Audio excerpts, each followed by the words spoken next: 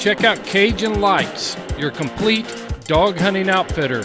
Tracking equipment, leashes, collars, dog supplies, and much, much more. You can find it all at CajunLights.com. And don't forget their outstanding lineup of lights. You can find it all at CajunLights.com.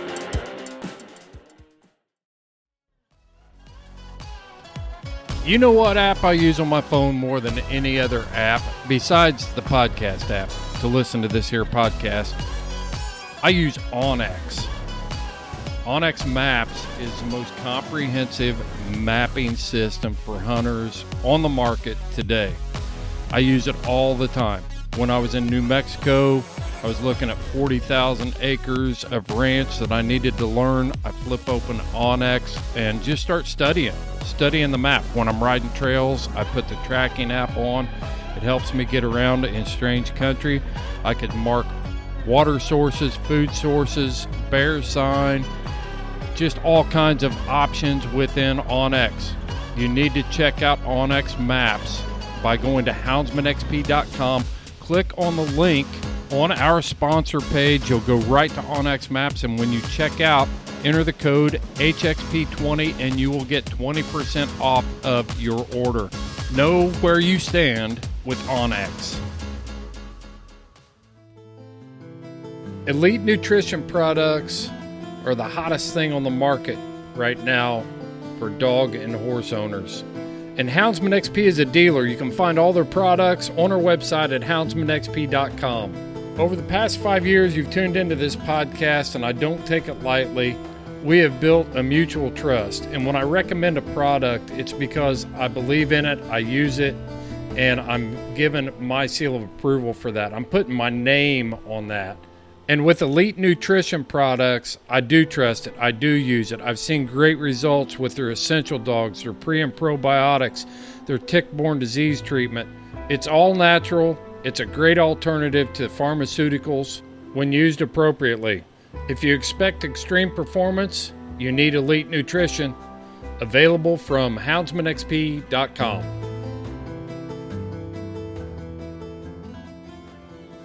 He hit a grouse and made a looping and whoosh, and he had the grouse.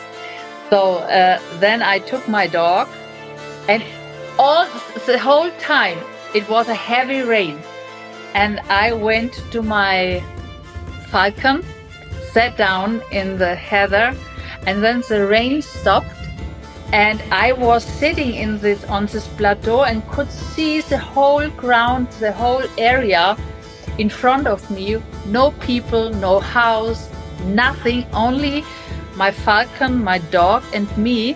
Hey, how's it going, everyone? Welcome back for another episode of the Falconry Chronicles podcast, and we're switching gears again a little bit this episode. I have another remotely recorded episode for you all that's going to come at you from Germany. I was actually invited to attend the every other year big meet that happens in Germany last year. I wasn't able to swing that, obviously, but I was able to organize a remote recording with Klaus and Elisabeth and talk about how falconry works for them in Germany, their involvement with their respective falconry club, lots of other really informative stuff in this episode. So I think you'll get a lot out of it.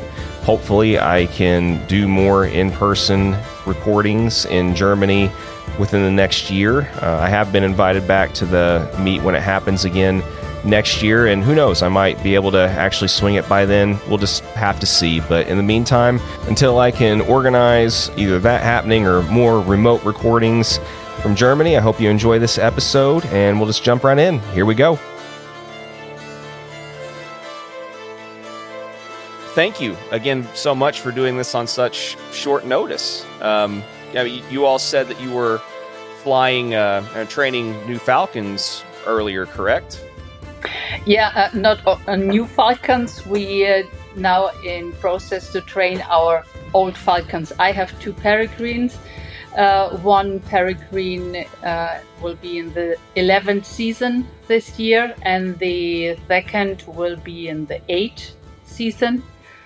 And I fly in the moment two teasels with both in the 7th season. And later in the season, when we go crow hawking, then I fly a very young bird with two in the second season, and one bird in the fifth season. And and I use for crow hawking a goshawk. Great. Cool. Okay, so you've been flying veteran birds for a while. Then it sounds like. Yeah. Yeah. We both have luckily the same passion, falconry, and so we start with the peregrine falcon from wading on, and we go partridge hawking.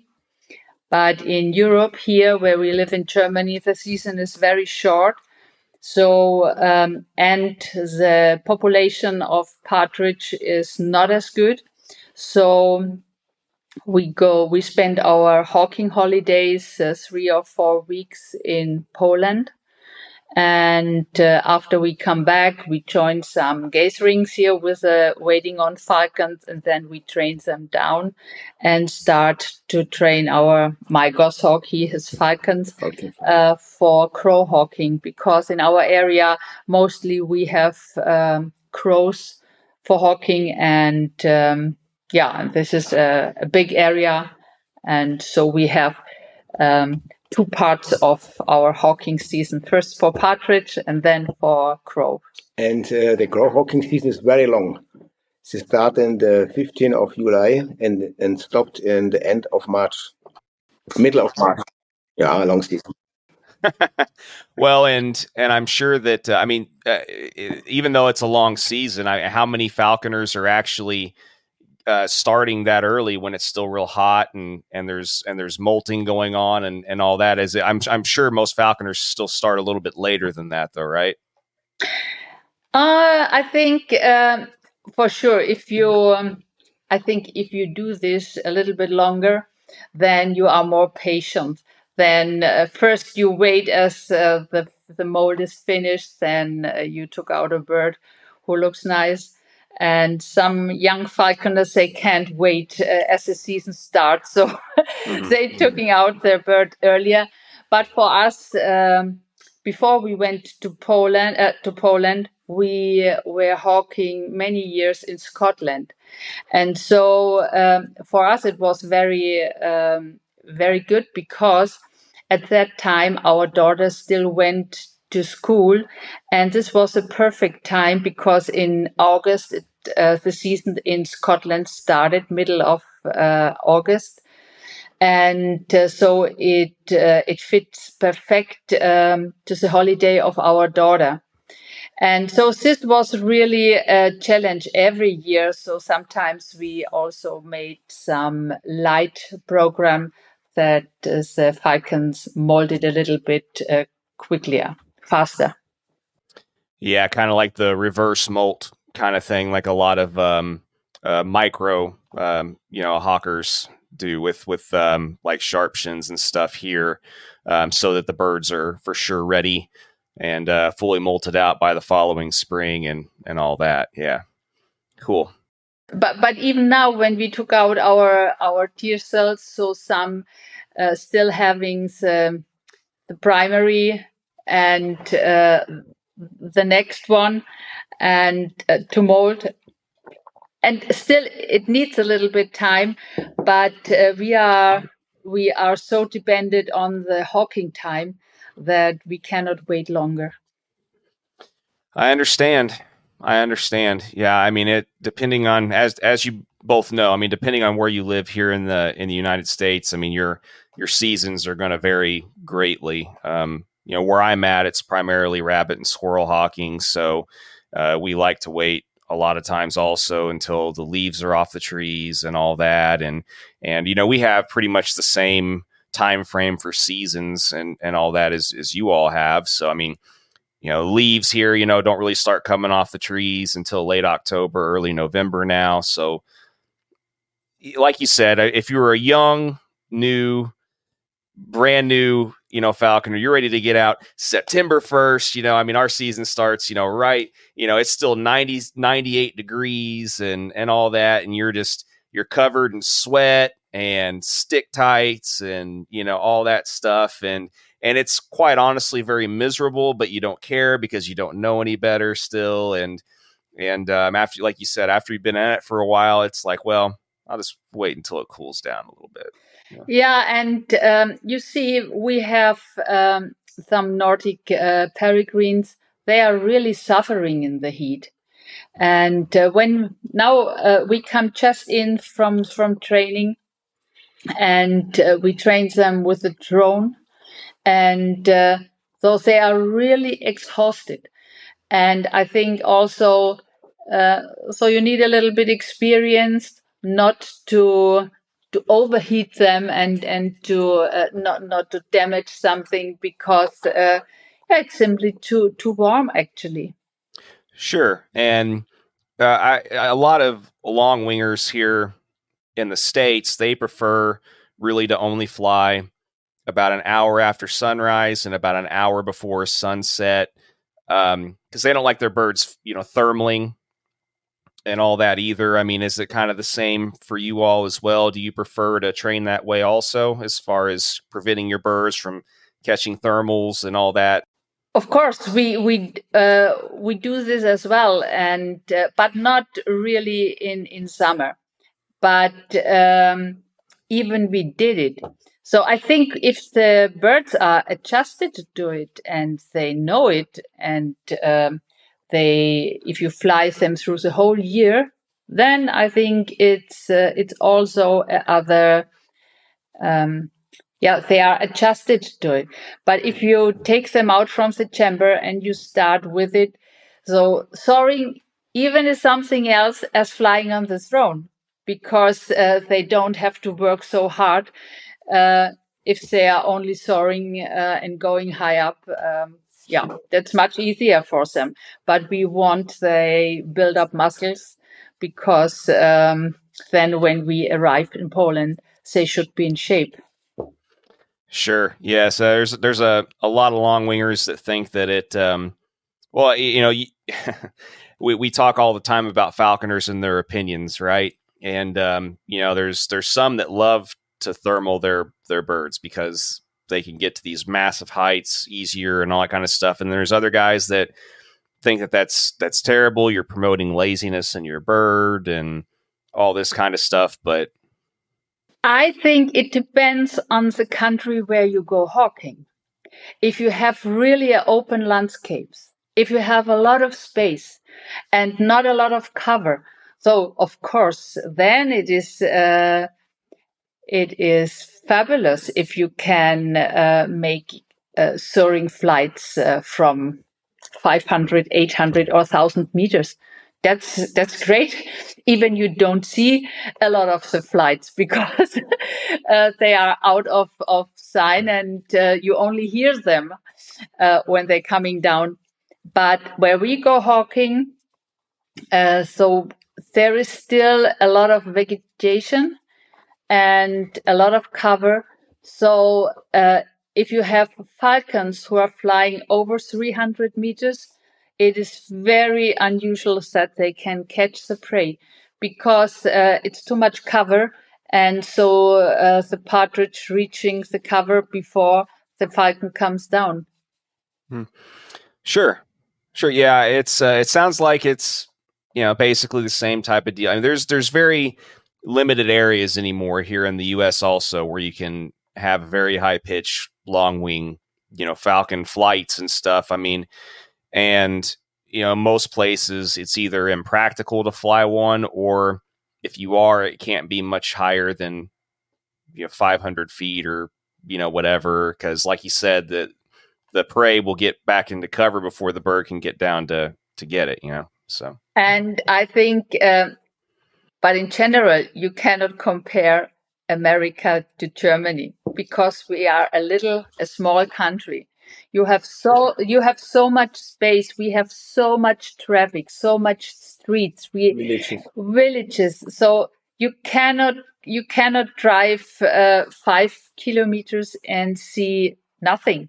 And I remember I have been several times in the USA, and when I drove from Texas to Arizona. So you can drive for hours and see nothing. It's very true. So it's really not to compare, and therefore I think we are limited to fly the falcons a little bit others than when you have really open landscape. Well, sure, and I completely agree. I've been to Germany, I would say at least 3 or 4 times now in my life over the last handful of years or so. And I remember landing in Munich. I think the first time I flew into either Frankfurt or Munich. I can't remember which one. But I remember getting off the plane and thinking to myself, that was the longest flight to Kentucky I think I've ever had in my entire life. Like it looked like the landscape, the countryside, everything. It looked like a Midwestern state, basically. And so I remember thinking to myself, like, it probably would be hard to fly certain species here, because I mean, finding some of those spaces has to be challenging for sure. Yeah, it is. It is. Yeah. So before we get into any other, I have a lot of questions and a lot of curiosity for you guys, for sure, especially when it comes to flying certain species, like your falcons on especially crow and stuff. But I want to start off, and before we get into anything else, number one, how did you both meet? And number two, were you both already into falconry whenever you met, or was one person's interest spawned from the other, or how did that all come about for you both? Oh, that's a challenge. No, that's not a challenge. That's a lovely story. So I had a kestrel in the age of 12, because I was raised on a little farm, and I grew up with my grandma. And my father and my grandfather, they didn't live where I grew up with my grandma. They had a big restaurant in a big city in Nuremberg, but they don't wanted that we will we will be raised in the city, so we had to go to the grandma. And my father and grandfather both were hunters, and we rented the hunting area there. And if someone found an animal, a wild animal, so they brought it to the hunters. And I have 2 brothers, but no one of them are really interested in hunting or in falconry. And I had very early a deep connection or passion for hunting. And when I got the kestrels, then this was really the initial spark who inflamed the love for birds of prey. And of course, I tried to tame him and to fly him, but he escaped. But the love for birds of prey was initially there, and then I went out and brought home a buzzard. I thought it is a goshawk, but it was a buzzard, and so it started. Yeah, and then in Germany, you cannot keep birds of prey or go hunting and hawking without a license. So first you have to do a hunter license. And when I was young, it took almost 2 years to get it. It is not that you go to the administration and buy something. You have to make a course and then an examination. And after this, I made my falconry examination, and started with a goshawk flying on game. And at that time, in the 18th, we had almost no peregrines anymore in Germany because of the DDT crash. And I stepped into the Deutscher Falkenorden. It's the biggest falconry association here in Germany. And through this, I came in contact with a conservation project, with breeding and release project of peregrine falcons, and worked with. And there I got my first peregrine, 1985, because they could not release the bird. He was alone. We had not enough other peregrines. And so I got it, but only for hawking. And I had to put him into the breeding project after the hunting season. And since this time, I lost my heart for the peregrine falcon. And since no 1 year passed when I did not fly a peregrine. Yeah. Very cool. Yeah. Okay, yes, I will try to remember my falconry history, but my English is not so good. I try it. I start very early with falconry, not with birds, with a lot of books about falconry. I have no contact to people with birds. My parents or my family, they are no hunters. And so I had the first year a very good knowledge about falconry, but it was only theory, as a theory, and no birds. And when I was 16, I learned an old falconer in Germany, and it started with the first birds. But my knowledge about birds was peregrine, falcons, and goshawk. These were my favorite birds, but it was not possible to buy a peregrine or a falcon. Was not possible. Yes, and then when I was very young, we had not so much money. The study was a long time, and so I have the first peregrine when I was in the study time about 21 years, and it's the same like by Elisabeth. My favorite bird is the peregrine falcon only. It is the best falcon for our area. It is the best falcon for hunting for us, and the behavior from the peregrine falcon, it is perfect. Later, when I fly falcons, it is a big falcon, a famous falcon, but difficult to fly, difficult for hunting. And our area in Bavaria, it is not good for this big falcon, and the climate is not the best weather for this bird. Now we have around our house a lot of crows. This is our hunting quarry for a long season. The best place. We can go a few kilometers. We have the best chance to hunt, and so we start this game hawking in Hungary, then later in Scotland, and now in Poland. And for me, it is a passion to fly this falcon. Aber du hast jetzt nicht gesagt, wie wir uns kennengelernt haben. Yes, our meeting was very special. Okay, that's his. Yeah.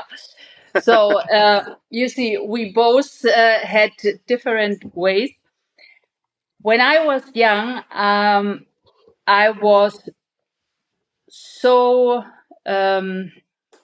I had a really, really big passion, not only for falconry, also with hunting with a gun or with a rifle. And because in that time, still we had the problem that the small game declined. And as I said to you, Germany is a small country, and too much people, or many people, living here. And when I was young, I was independent. I was not married, and I had no children. So I had an invitation from the Falconers Club in Poland, and first time I was there, 1986, and I was fascinated from the country because it was so much nature, so many game, and the hunting system was much better as in Germany. And to make a long story short, so I stayed 7 years in Poland, and and because I were so much hunting with a gun as well, I was together with a group. We were 5 hunters and me. And through the summertime, we trained on a shooting field because we had a lot of wild boar to hunt. And in the winter time, the hunting on wild boar was not sitting and waiting for the wild boar. So we had some gatherings, and so we trained to shoot running game. Okay. Sorry, I hope you understand what I can understand you just fine. Yeah, I understand exactly what you're saying. You're fine. Okay. And in this group were one of the hunter, and he said to me, "Hey, Ella, some falconers will be visiting me in my hunting area. They are from Bavaria, and he knew that I'm from Bavaria too." And I said, "Oh, great! What's the name of the guys?" And he said, "Oh, I don't know. Oh, but I will let you know." And then he told me his name, and I didn't know his name, but I knew his friend because he had red-necked Shahin, and this was my favorite bird at that time. Yeah, and he knew me from a gathering in Germany, but 10 years before. 10 years. Yeah, and he said to his friend, when we are in Poland, we have to visit Elisabeth because I want to see how she looks like after 10 years. Okay. Yeah, that's the story, how it begins. And I wanted, for me, it was clear I will not come back to Germany because I already lived 7 years there in Poland. Yeah, but I changed my mind and came back to Germany, and now we are almost 30 years together. 30 years, man. And one daughter. And we have a wonderful daughter, yes, Perfect. with 27 years. Well, that's fantastic. That's a cool story. It's neat that there's been a few people that I've talked to that there was a big time gap where they initially met someone and then several years later, things just kind of fall into place and it happens and they become a couple, get married, and the rest is history, as they say. That's really cool. I think that it's always neat hearing people's unique stories in regards to all that. And then whenever you guys did decide to, where you were going to settle, where you were going to live, how long was it then that you decided to get into all the other things, the breeding and the other things that you all do? When I came back from Poland, there was not a question where we want to go because he already lived here in this area, and And in this area, this is near to the Alps where we are living. So it's a lot of greenland, and that is also the reason because we have many crows here and not small game. And I came where I was raised in Franconia. There is we had a lot of small game, and it was a totally different area. And here it is an area where the people are coming for holidays and say, "Oh my God, such a lovely place!" And I say, it's a monoculture. You have only Greenland. And if your heart beats for small game, so you like corn, you like potatoes in the field, Greenland, a different, much more biodiversity as you have in a Greenland. And when I came first time to visit him, I struggled a little bit and thought, my God, is this really what you know? But the love was bigger than my passion for hunting and falconry. So at least I stayed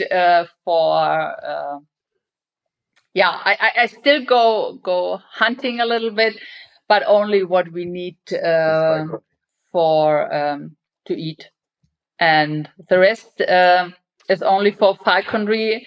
And and also I'm actually the president of the Deutscher Falkenorden. So this takes a lot of time too. I'm still working, so I have a little bit reduced my hunting activities.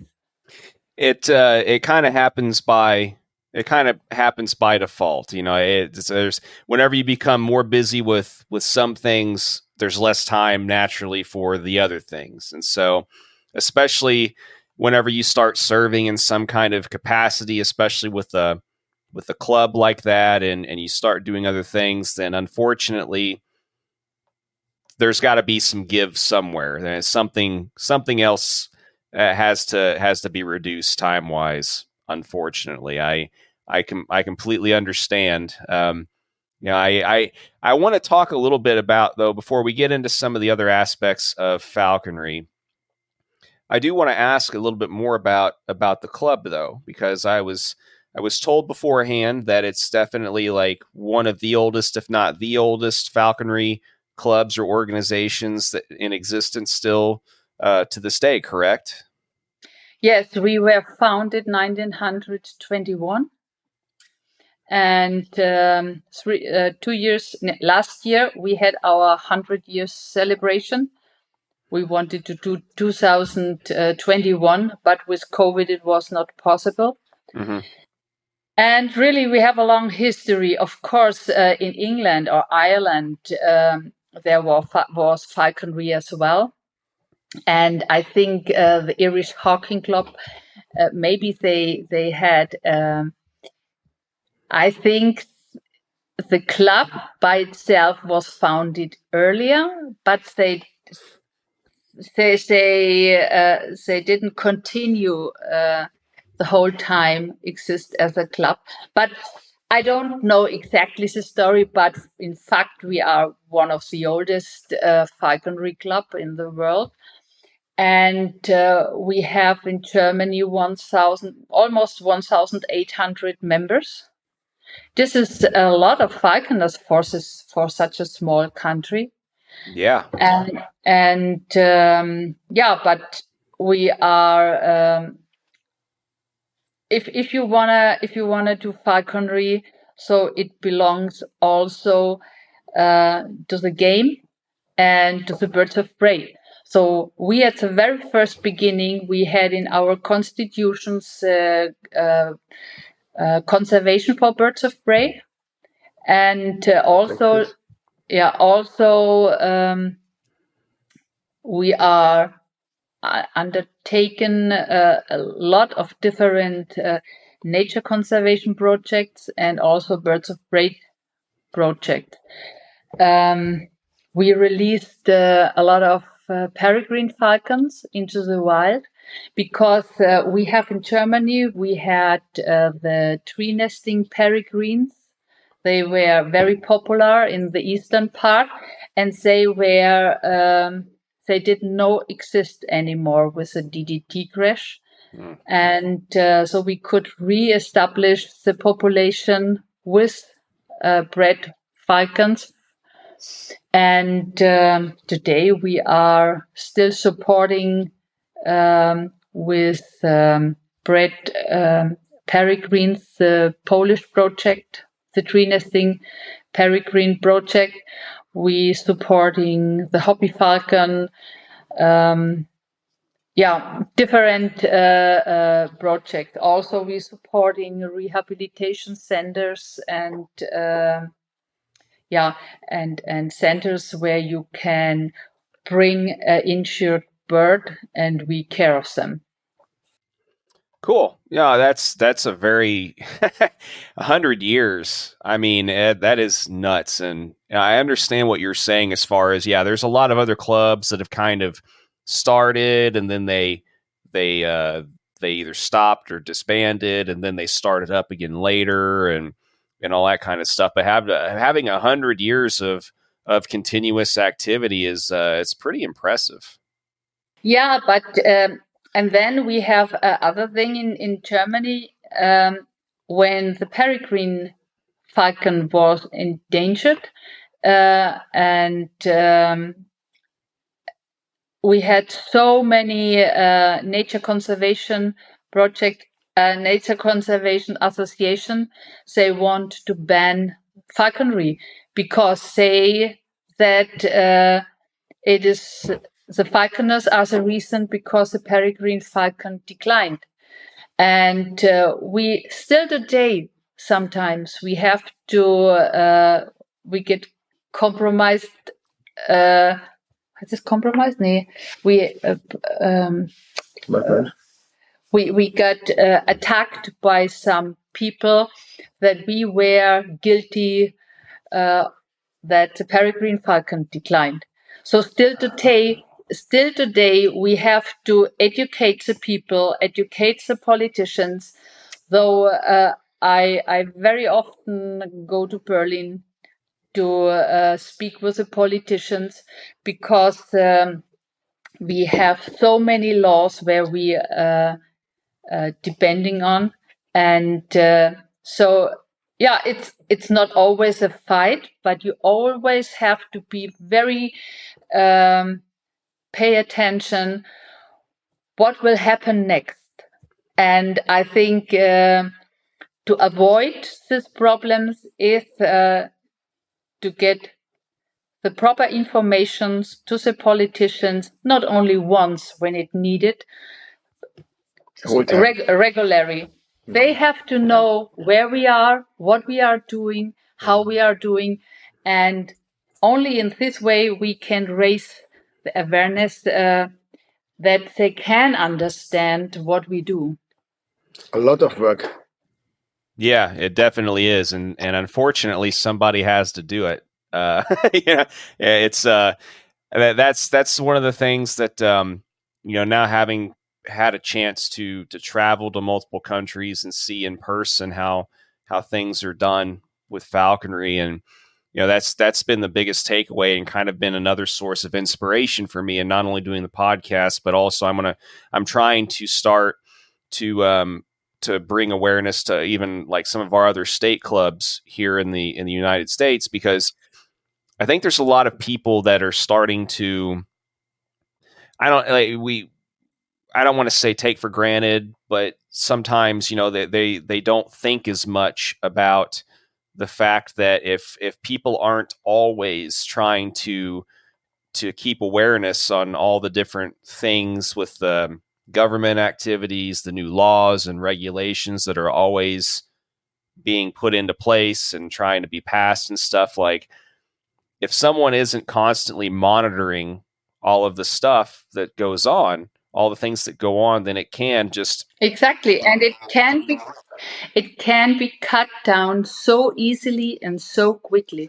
Yep. So only as an example, actually we are in we get to know last year when I was in a meeting in Berlin with a politician.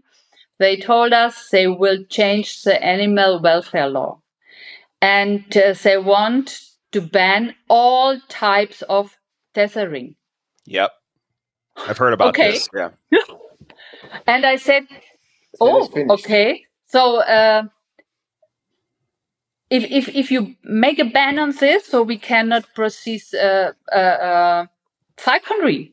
And she said, why? What has the tethering to do with?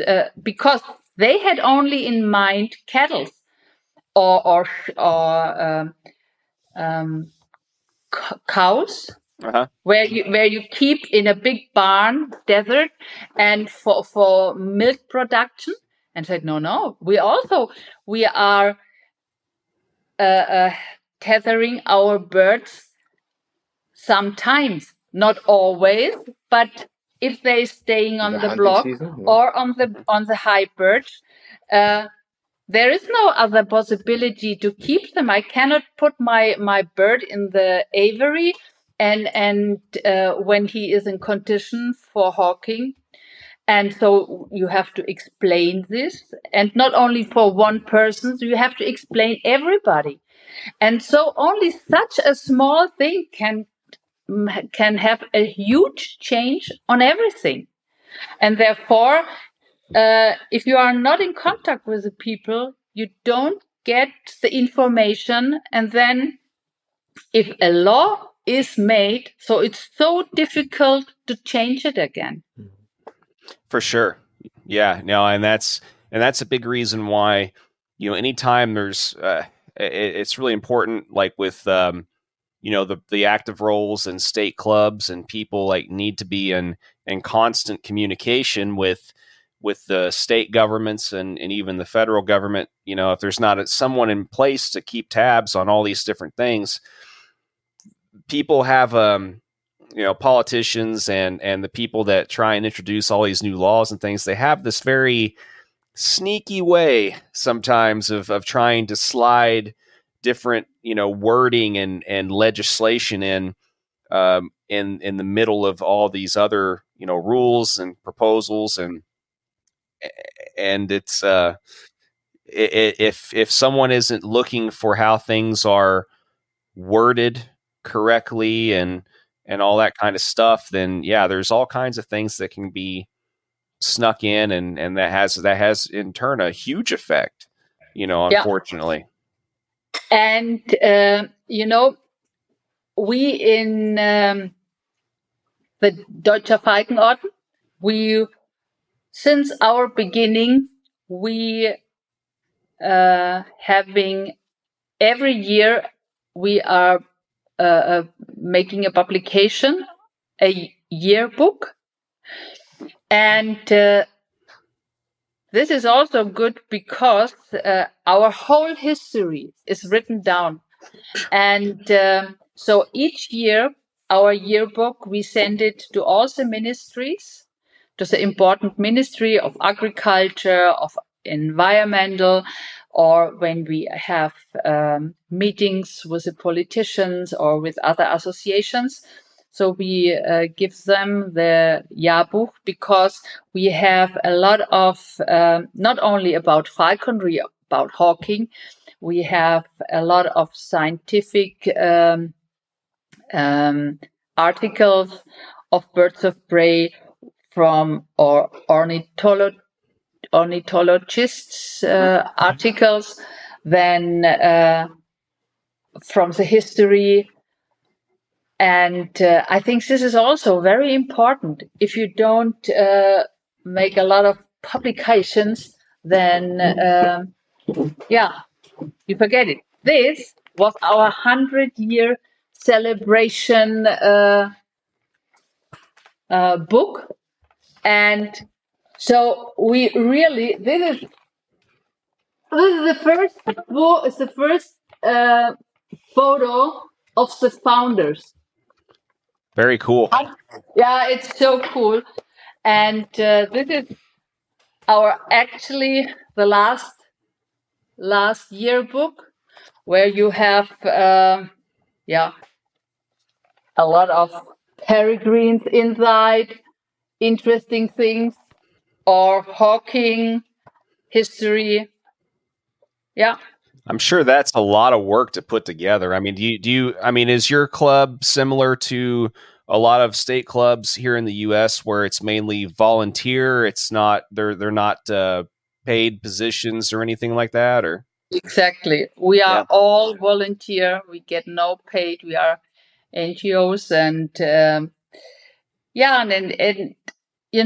it's really hard to find people who want to continue this time, because it really costs a lot of time. But if we don't have people who are willing to serve falconry for SID, then this will be the beginning of the end. For sure. Because and still today, I had today a call from a person. He asked me if he can join our. We every second year we have an international field meet, and he asked me if he can join this field meet. And I asked him, "You are a member of us, of the Deutscher Falkenorden?" He said, "No, I'm not."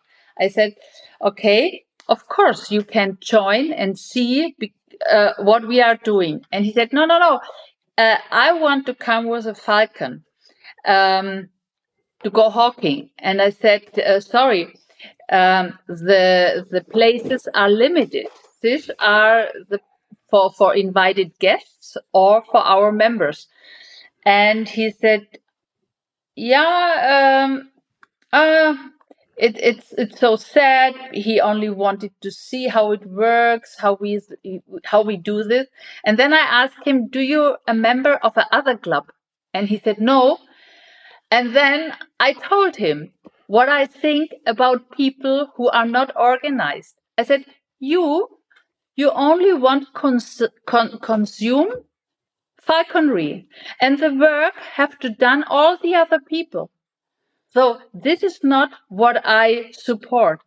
So join a club and then do something for falconry, and then maybe you can be invited. Yeah, there's a lot of people that want to just practice and they just want to do their own thing, so to speak, but don't necessarily either want to give back in any way or just don't feel like they can give back for whatever reason.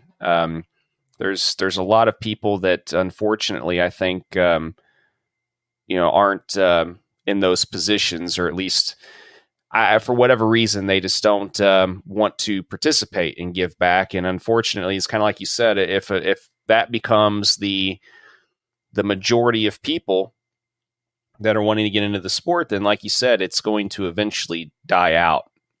Yeah. That's a problem. Yeah.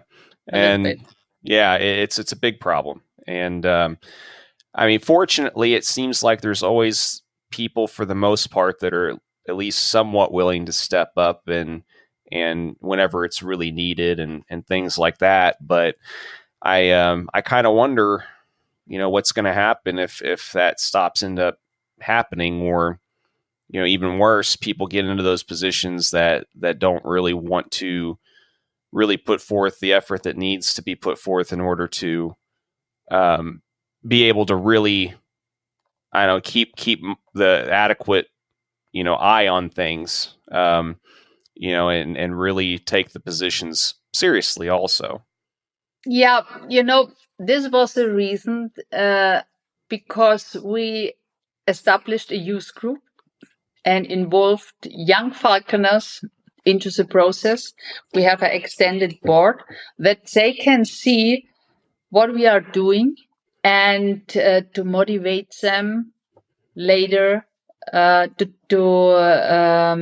step into a function. And I think this is an obligation also from a board, not only to serve the club for 4, 8 or more years, Though you have to focus on the next generation, and you have to see if you have a passionate falconer. And I really think we as falconers, we have to practice falconry. And only if you practice the falconry, you really have the pressure and the need to do something. And not only for birds of prey or for hawking. So in the same way as we are practicing falconry, we have to do something for the small game. Because without small game, we cannot practice falconry. So it belongs together. And I think I was elected as vice president in 2002, and 2018 I was elected as a president, and now I'm in my second term, and it will end in 2 years, and then I finish.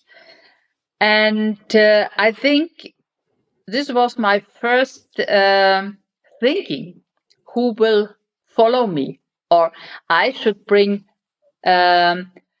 people into the board who really want to do something for falconry. Even it is not as easy, because if you ask the people, hey, do you want to spend your time in the board? So maybe you cannot always hawking if you want, because sometimes you have to need to do something else. So a lot of people are saying, oh no, I want only practice falconry. And it's not as easy, but always you find someone who is willing to do something. Yeah. Sometimes you have to kind of put a little bit of pressure on, twist their arm a little bit, and I mean, but like you said, I mean, I've served in a minor role with our club. I was the one for a little while that put together our publication that came out once or twice a year. I mean, I've seen how much work goes into those roles, and I mean, unfortunately, someone has to do it. And I mean, I always am concerned about who's going to end up being, involved in those kind of things. And,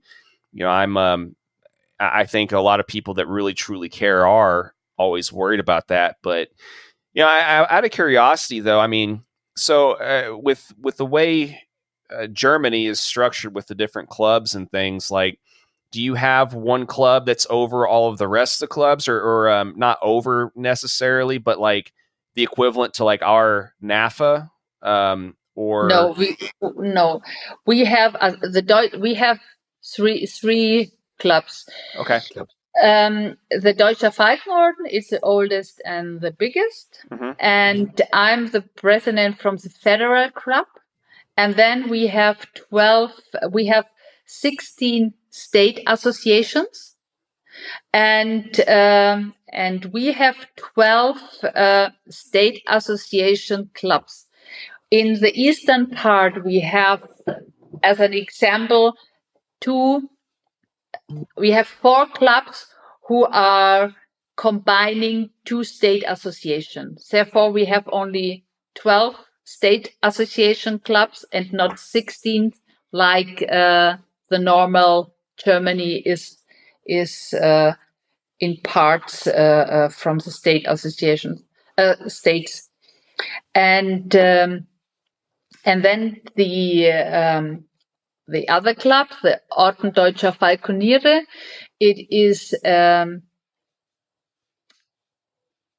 I think they were founded 1968. They were founded.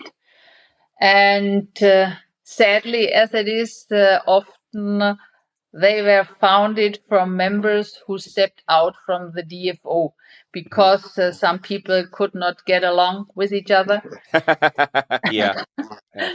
And and the third club is it's Verband Deutscher Falkner. This is a club from when Germany, the eastern part of Germany and West Germany came together in 1990. The eastern falconers, they would not join us to the DFO, and they established a new club. So we have 3 clubs. The other clubs having about 500 or 600 members each.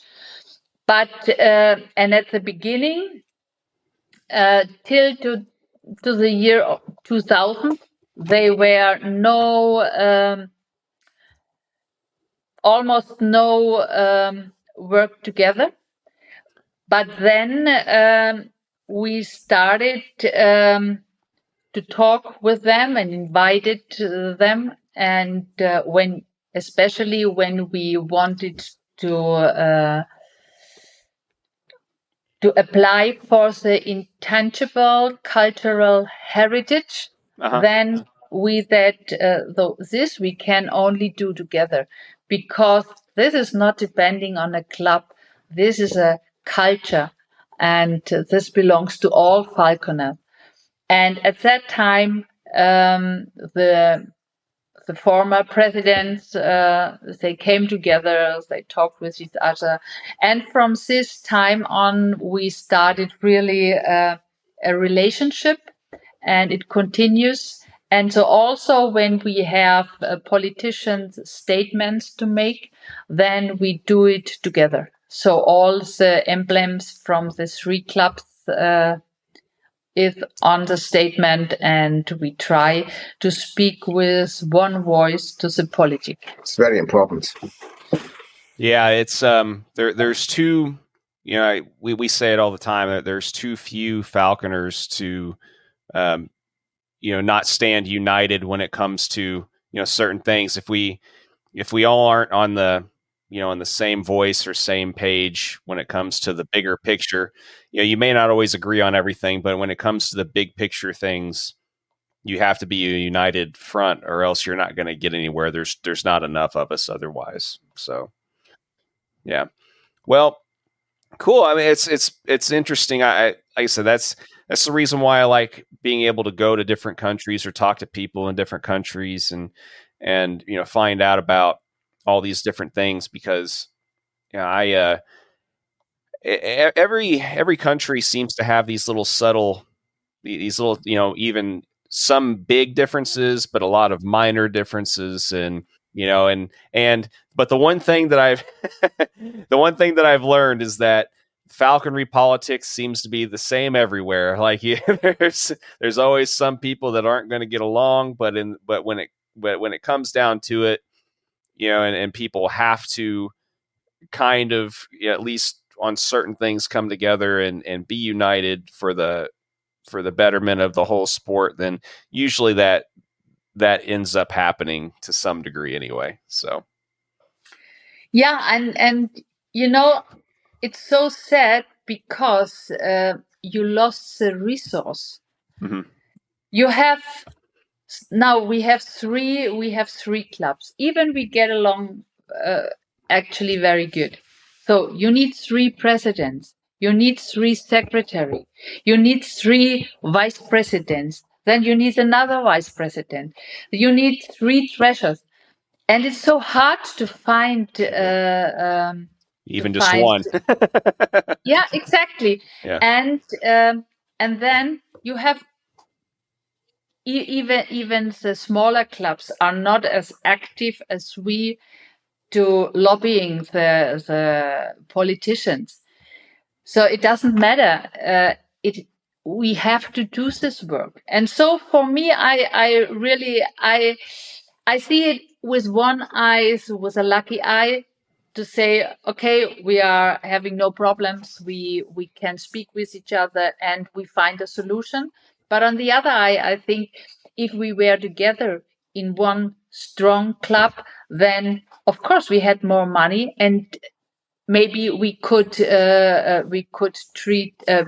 employ 1 or 2 people, because we have to do the same work as the big nature conservations, but they get paid.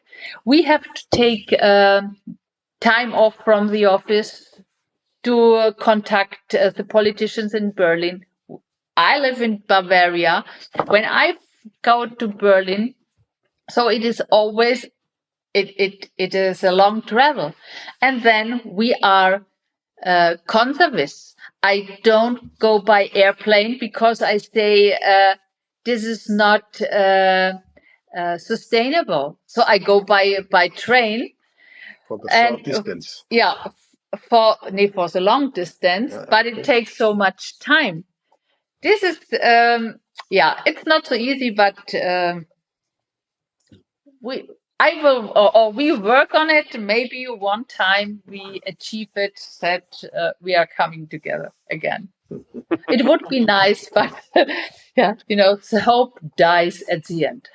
Yeah, no, I understand. Trust me, I've having done this podcast for 5 years now, I've gotten a pretty good idea of how a lot of the different politics and things work with the different state clubs and organizations and all that. And it's tough. I mean, it really is. Even as technically small amount of us as there's still so many different opinions and disagreements, but it is what it is. It's it seems like, like you said, there's always going to be that. But anyway, well, thank you for sharing, at least the how at least in general those things work, for you all.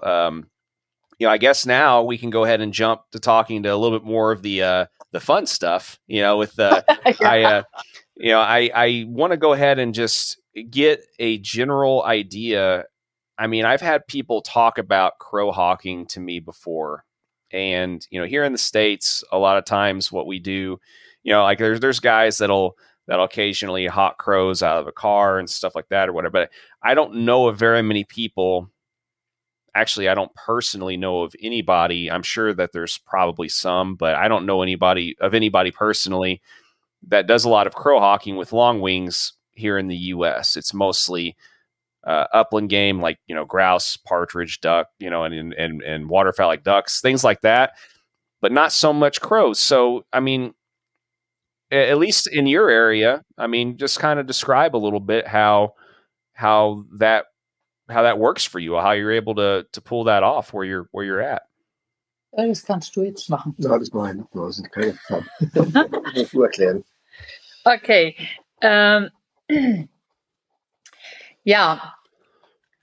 As I said at the beginning, Klaus is doing crow hawking with long wings, and I have a short wing. I have a goshawk, and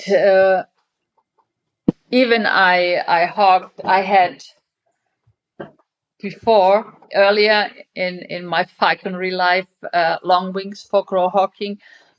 Actually, we're doing this with a short wing and with a long wing because, then you can use much more changes.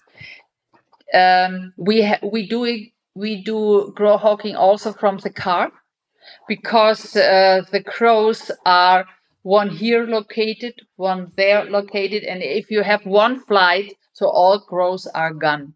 Then you have to try to drive around and look for the next flock. And so when we driving together, then we see if it is a chance for the goshawk or it is a chance for the longwing.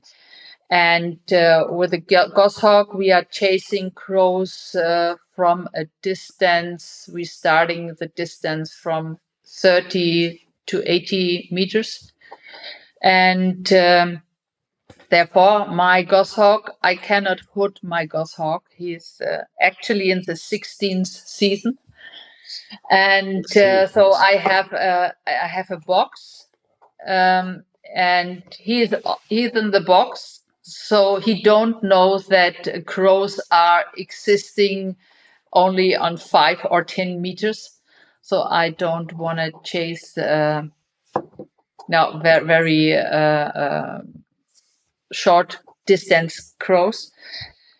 And when we see a flock of crows who is in a distance between 500 and 1,000 meters, and then Klaus release his falcon. And if the falcon is released, then the crows we have we cannot chase rooks. We can only chase crows. Rooks are under protection. And the crows are escaping in the next tree, as an example. And then the peregrine is waiting on over the tree. And then Klaus goes there and push the crows out from the tree. Yeah, and when they sometimes they escaping, and then the peregrine starts to stoop, and they are going back. So sometimes the peregrine, when we have experienced peregrine who are flown over many years, then they are still they waiting the crows flying out 1, 2, 3, and they are waiting exactly for a special crow, and then they came down and try to catch it. So you're releasing quite a distance away, so the crows aren't aware that the falcon's there, and then you either drive or go up to wherever they're roosting, and then so whenever you're getting them to flush or leave the tree, how are you making a bunch of noise? Are you shooting? How are you shooting guns in the air? Like what are you doing to get them to flush out of the tree? So there are two possibilities. So it depends. It is a big tree where the crows are escaping, or small bushes. If you have small bushes in a line, then you only have to walk through in line, because at the end from the last bush, then they are flying out. But if you have big trees, then it is not easy, because at the beginning it's okay, but at the end of the season, the crows knowing how it works, and so he will show you his rattle. I don't know if this is the right word for it, but he will bring it and show it to you, and and so you have to wait under the tree first that the peregrine climbs up, and sometimes the peregrine starts to stoop, and then we make this noise, and the crows are coming out, and then he select one crow. And crows are really not easy to hawk, because they are really smart. Very smart. Very smart. Very smart. And also in flying, they came out and they turning around, that if the peregrine, then he chase into the nothing, because they are so. You hear this is the noise? Yeah. It's very loud, and if you turn it, but if you swing it, then it. But it's so loud. I gotcha. I will not do this now, because it's too loud. Okay. Weit vorausgehen. Voraus. Yeah. Muss jetzt nah hingehen. And this is good, because sometimes when it is a long distance, and the falcon is high up and starts to stoop, then you can 100 meters before turn the rattle, and the noise is so loud, then the crows are coming out from the tree, and he has a chance to catch one. It's a good thing for duck hawking. This one, yes, it's the same principle. Yes.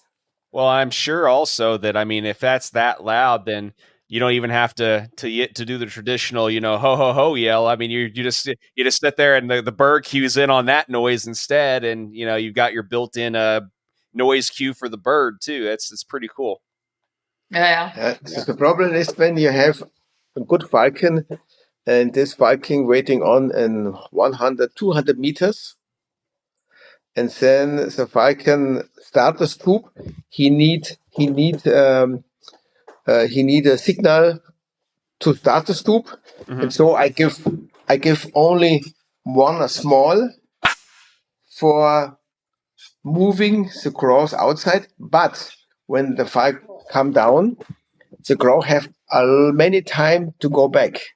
On the end of the stoop, I need a second chance for the falcon, and then I make a turn on the rattle, and all crows go outside, and then he can in the stoop kill the crow. A bit different to other kind of hunting, but very good effect for successful flights. Yeah, I can definitely understand why you all would prefer. I mean, naturally, everybody prefers to have an experienced bird that they fly with. I mean, there's some people that enjoy starting and training a new bird every year, and I mean, because obviously, here we have wild take, we have the ability to do that. To get a new bird each season from the wild. I mean, we have the ability to do that here. There's some people that love that process, but there's, I think, just as many, if not more, people that just really enjoy having that experienced bird that already knows what's going on. And there you go. He flies a lot of young birds. He had years, so he liked it to see the different. We are very different in our falconry preferences. Yeah. For me, I love to have a bird for many, many years. And so I'm really happy with my old goshawk. He still chased good his crows, and also with my peregrines. And of course, he has much more experience because he trained much more birds than I did. So I always had my birds for a long time. And but on the other side, I love it because it is so easy. I take out my old falcons, so the weight doesn't matter, because they coming on the block and they buzzing, they are getting up, oh yeah, I remember everything. And so I can fly them after 3 or 4 days. And this is so easy. And the same when I go hawking with them. You end a season, and the next year you start immediately there where you ended. But I fly falcons a long time too. But it is very interesting to fly young falcons every year. It is a beautiful work. When you have time, it is beautiful. Perfect. Mm-hmm. And he has time. He already retired since wie viele Jahre? 7 years. Perfect. No, that's well, yeah. I mean, I'm always jealous of people that are able to do that at any age. Really, I don't have any. I don't have any delusions. I don't have. I'm not under any impression that I'm going to be able to ever retire. I'm probably never going to get to. So all that being said, though, I mean, that's cool. I mean, everybody, like you said, has different preferences, and as far as out of curiosity, I do have one other question, just a general question. When were you all ever able to have wild take, or did you have that at one point and then lose it, or were you able to ever legally like acquire young birds from the wild and stuff? Or I can't. Mm-hmm. In the past, of course, we had in Germany. It is allowed. Actually, it is allowed only to have peregrine falcons for hawking, goshawk, sparrowhawk, or golden eagle. In the past, it was allowed to take wild birds. Even the birds of prey were protected since 1936. But you could apply for a take permit, and but then all birds of prey were protected since the 1907, so it is not possible to take a wild bird except a goshawk. A goshawk you can apply for a wild take, but it depends on the state. and it's difficult. Yeah, it is difficult. Say, most you have a lot of problems with it, and most of the people are flying bred goshawks, and of course the other birds of prey. Yeah. Gotcha. Yeah. I assumed that at one point that it was because you said that whenever you were young, you had a couple of different, the buzzard and the kestrel and stuff. But when I was young, when I was 12 years, so it was at the beginning in the 1970s. Mm-hmm. And I didn't know that any law existed. Yeah. With 12 years, you went out and you brought home something, and no one asked you, "Hey, what have you done?" Today it is unbelievable. So I had a horse. I was horse riding too, and so I knew all the nests from sparrowhawks, from goshawks. Peregrine we didn't have, but of course I think a falconer. I think if you have a passion for falconry, then you are interested in birds of prey, in every birds of prey, and not only for a goshawk or for a peregrine falcon. And especially when I was young, so I had a lot of time, not as today, and but actually we can only use breeding birds. Even this, I also is a talk. Always when I met the politicians, I talk to them. Normally, we should get the possibility to take wild peregrines, because in Germany, actually, the population from the peregrine falcon is better than before the DDT crash. I think it will take time, but I hope that one day we can also use some wild falcons again for falconry. It's difficult. Yeah. Well, like I am the optimist. He is the pessimist.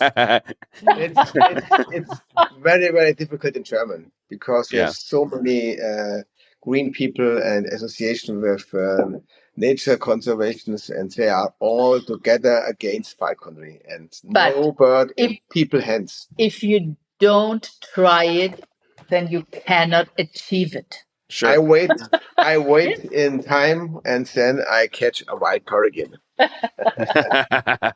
Yeah, it's the same with us over here too. I mean, we have very limited take depending on, your state and all that kind of stuff, but that we're all anxiously awaiting normalization of we're all anxiously awaiting normalization again for peregrines as well, because there's no, our populations are fine here too. So it's like, it's the same. I mean, yeah, it's always a battle. And like you said earlier, anytime you lose a privilege, it's so hard to ever get it back. I mean, once something's taken away, it's so tough. But yeah, no, I mean, it's that's cool. I mean, so it doesn't sound like there's really a whole lot of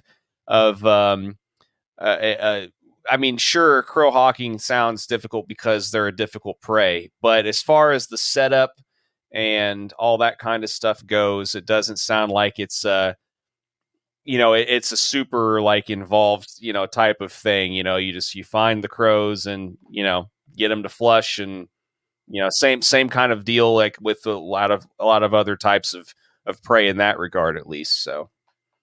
Yeah, and this is a prey where we have here around our home. So even we have wie viel 75.000 Quadratmeter ungefähr? Na, wir haben ungefähr so um die 70 Quadratkilometer. We have around about 70 square kilometers where we can go hawking. This is a huge area. And, because we have a lot of farmers here, and the crows are making a lot of nuisance birds. Yeah. Yeah, and they, I don't know, they have the hay in the white plastic bags, and they are picking. Yep. And so they are happy when they see us, and they calling us and they, hey, can you come? Because we have so much crows. It makes life a lot easier when you have farmers and other people that have land on your side and are actually wanting you to be there. Yeah, it makes things a lot easier for sure. Exactly. Yeah. Well, I mean, is there anything? I mean, it sounds like you, with the amount of crows and at least and that type of thing. I mean, it sounds like you don't have trouble practicing falconry in general. But I mean, is there any like you mentioned the whole the smaller game and stuff like that? I mean, is there any type of falconry that you wish you could practice but you can't because of where you're at, or you're limited and all that? I mean, I like asking people that sometimes too, because everybody's like everybody's forbidden fruit, so to speak, is different. People what people think that they would like to be able to do but can't, that type of thing. But a lot of people are also very satisfied with what they have. They're happy with what they have. So, I mean, what's that for you? I mean, are you happy with what you have, or is there things that you wish you could do but you can't? Okay. I think this we should answer he for himself and I for myself. Hast du es verstanden, was ich wollte? Also, I will start, and then Klaus can follow me. Sure. So, as I said at the beginning, my heart belongs to the peregrine falcon, and I'm so happy that I can chase partridges in Poland, where still is a good population of the partridges. But I can only make this for a short time because I spent my holidays there. When I come back and live here, then I have to chase crows because crows are there. So if I could wish, so I would love to live in a place where I could hawk minimum for 4 months partridges. This would be really my favorite falconry wish. And I think I did not mention that Klaus is a breeder. He breed cheer falcons and he breed peregrine falcons. Mm-hmm. And in his when he was young, he go hawking with a golden eagle. And since we are together, so of course, this I had the possibility to fly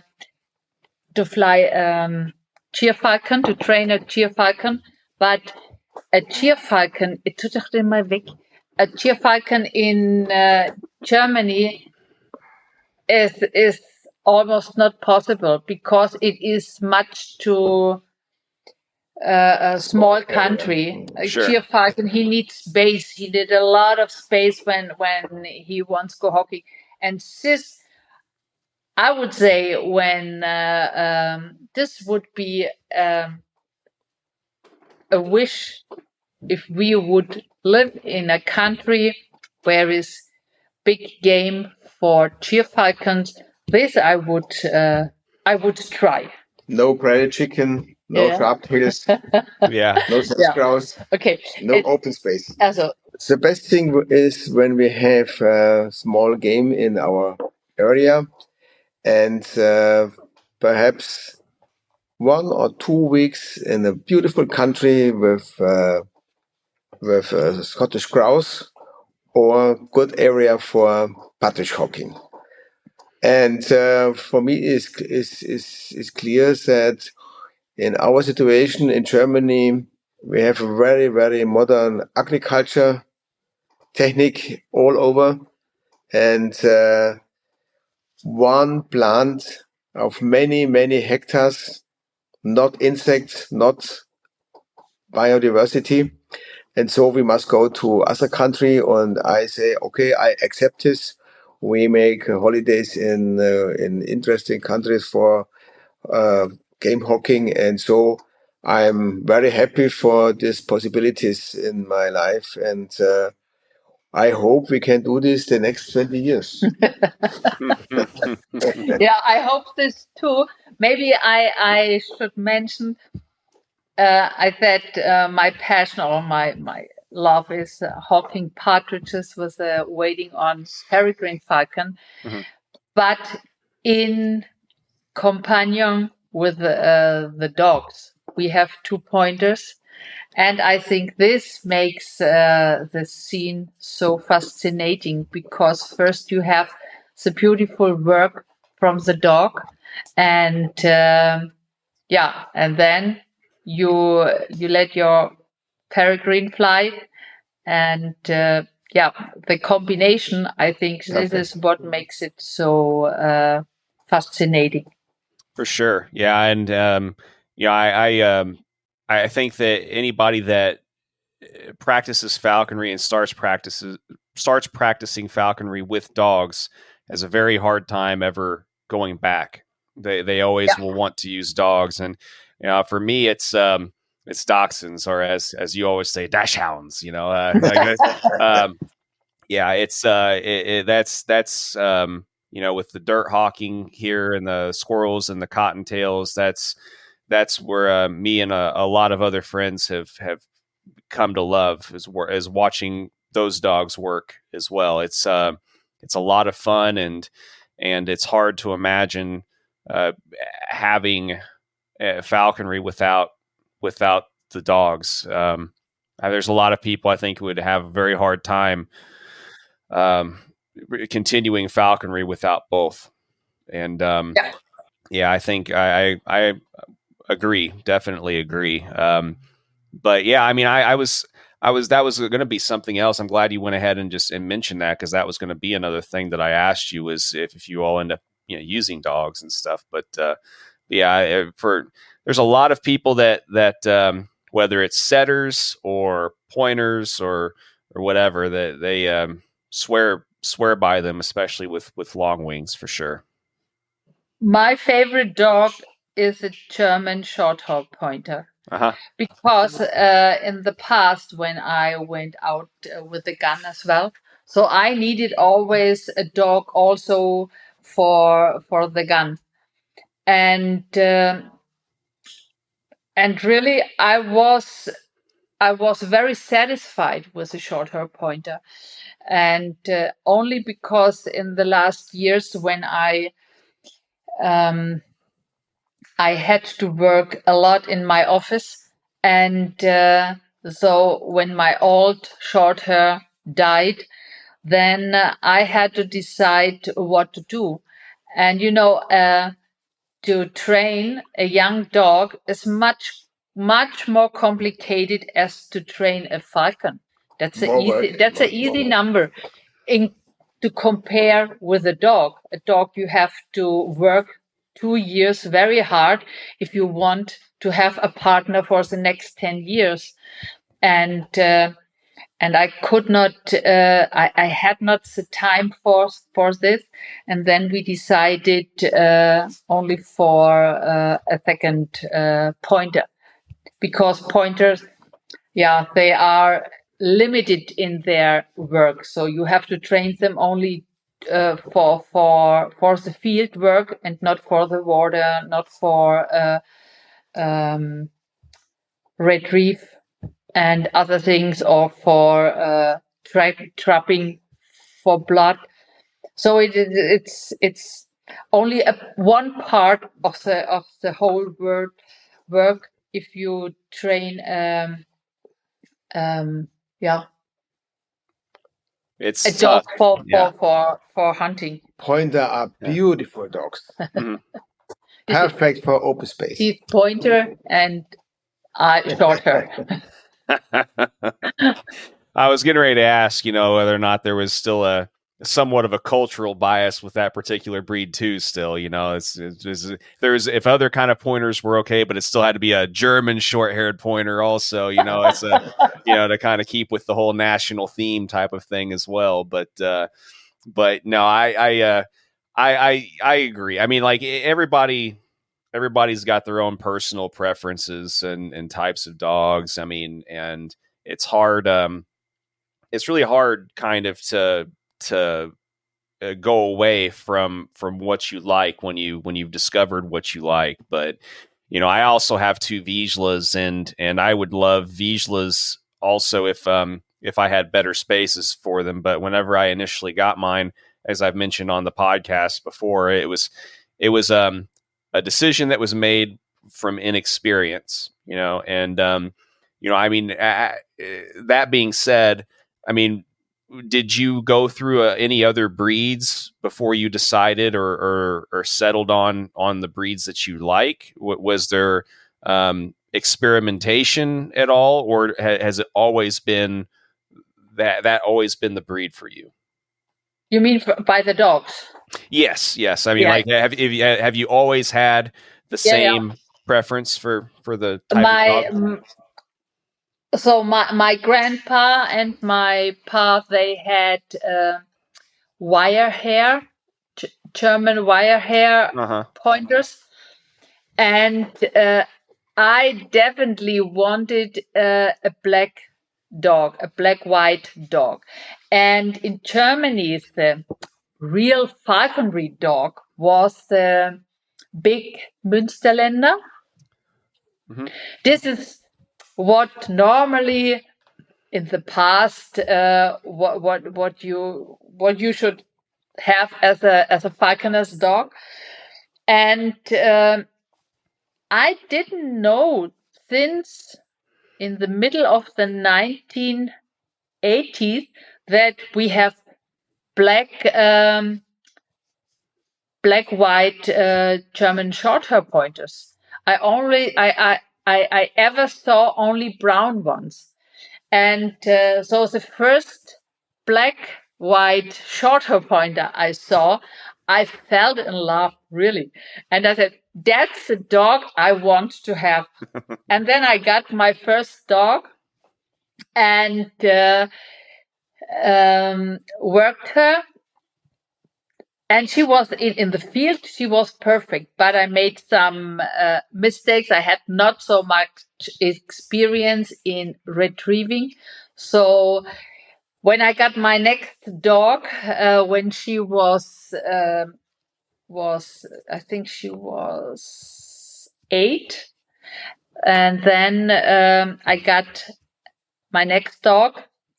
And I really invested so much time to not make the same faults again. And this was a dog. He was really good. But perfect was my third dog. What I got after this, and she was perfect. She was perfect for falconry. She was perfect for hunting with a gun, with a rifle. It takes experience with dogs. It's and like you said, I mean if you mess up with one, it's a big commitment to have with a dog, for that length of time that you're going to have one. Either if one doesn't fit or you mess up with it, you almost, I mean, if depending on what your situation is, you almost have to end up moving the dog and getting another one and start all over again. I mean, it's such a commitment and a lot of work, for sure. Jetzt erzähl du mit deiner Hunde-History. Yeah, my first dog was a German short pointer. Okay. Yeah. And I was in this time not so experienced with dogs. My parents have no dogs in this time, and so I was unexperienced dog leader. And so when I started with falcons, I saw on the meetings, on the club meetings, very, very nice English pointer with a very good work in the open space. And for partridge hawking and for grouse hawking, I think the English pointer is a perfect dog for hunting. Perhaps with English setter, I think two good dogs. And now the last 30 years, I have only English pointer.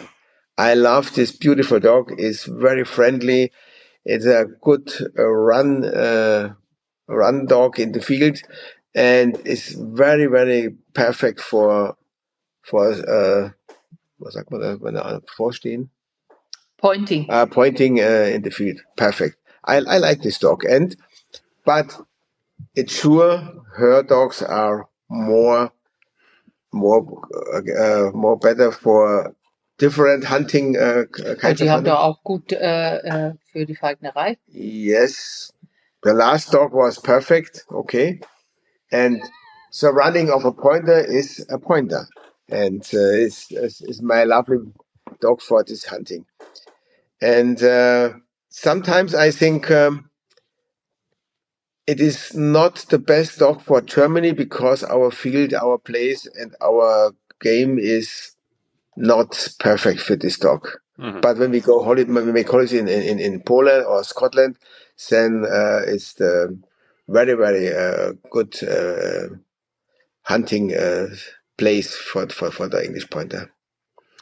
Yeah, I understand that completely, and that was a big reason why I shifted away from the bigger breeds and went to the smaller, the miniature, the dachshunds and stuff. Was I mean like I said, whenever you become a falconer, your knowledge is limited, and you know just enough to be dangerous, so to speak, and then your knowledge grows as time goes on, and you find, well, this isn't going to fit so well, and I should probably maybe try this or whatever. But I didn't know what that process was like for you also. So thanks for sharing that as well. And yeah, before we kind of start to wrap this up a little bit though, one of the things I always like doing is getting a couple of favorite hunting stories or experiences from people, and I mean, I'm assuming that a lot of, since you all have been together anyway, that a lot of your hunting experiences have been together. But I mean, it could be an experience either together or by yourselves or whatever. But I mean, what are some of your favorite hunting memories or memories with the bird? Yeah, of course. I think we have a lot of experience together. But also we have experience or stories where we went out by ourselves. Mm-hmm. And I have really one favorite experience. It was even when we were together in Scotland. It was a day we got visitors. And so we split it us. And he said, okay, I will stay there and wait for our guests. And I went out with the other falconers and with my daughter, or with our daughter. And it was a very windy day and and rainy day. And so we had the first flight had the other falconer. And I think honestly, I cannot remember if he caught a grouse or not, but he had a flight. And then a heavy rain started, and he said, "Oh, Elisabeth, I think we should go back. It's so nasty. It's not nice." And I said, "Yeah, but go back with our daughter to the car. I only want to go there over a hill because the wind came up from the hill." And I said, I had a good wind with for searching with the dog. And he said, "Okay, I go back to the car and wait for you." And then the dog was searching, and we went up hills, and then I saw immediately on her nose is going high, and there was a high plateau. Yeah, Okay. Yeah, and sure. and I thought, okay, there must be grouse on the plateau. And she went very carefully to this place, and I went on another way because I don't want it to get free the bird in this downwind. And I climbed up the hill that I could release the bird over the downwind. And the falcon, it was very heavy wind and rain. So I was not sure if it will work, but the falcon went up very nice, and I saw my dog coming up to the plateau and pointed in a heather field. And I was waiting for the falcon to come back in a good pitch. And then I was in the opposite from my dog. And I looked into my dog, and he pointed and had the nose a little bit down. And then his eyes went up to me and he said, "You can see them. They are here." And, anyhow, when the falcon came back, though, I flushed the grouse, and he hit a grouse and made a looping and whoosh, and he had the grouse. So then I took my dog, and the whole time it was a heavy rain, and I went to my falcon, sat down in the heather, and then the rain stopped. And I was sitting on this plateau and could see the whole ground, the whole area in front of me. No people, no house, nothing, only my falcon, my dog, and me. And then really, I still get goosebumps when I think on this moment, because the rain stopped and the sky was gray and cloudy, and then the sky opened a little bit, only a little bit, and the sun was shining into the heather, down into the valley. And I said for myself, "Oh my God, now if I should have the possibility later in my life to die, I want to die in such a moment." It was incredible, really. And it took not long. I don't know how long, but it was only a moment where the sky opened it, and the sun was shining into the valley, and then it closed it again. I took my falcon, and it was just a wonderful moment, because it was only it was only me and my hunting companions. This was for me one of my most impressional hunting memory. And in English, to to to uh, to say it in English is very difficult. It's your moment of zen. It was your falconry zen. It was your almost your falconry religious experience. Yeah, sure. But I wrote this story down in one of our yearbook because it Nice. was so beautiful. Well, and this whole experience, you left your poor husband back at the at the camp or whatever, and he was waiting on guests. You just ditched him back there, and you missed out on the whole thing. That's awesome. Poor guy. I had so many beautiful days with falcons and golden eagle in my life. A few days with my golden eagle, I have unbelievable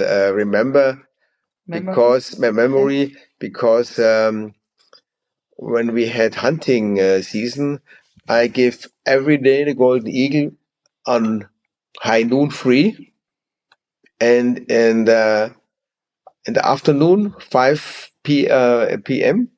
I take the eagle back in his aviary, and every day the bird point 5 o'clock was back from his flying in the nature. And so we have beautiful memories to this bird, and the same is with falcons. And when I look back, one day, it is the same time in Scotland. I was with Christian Saar in the moor, and we flew and I flew half red-necked shahin and half peregrine. And this bird was a difficult bird in the first 2-3 years. He fly very well, but no successful quality.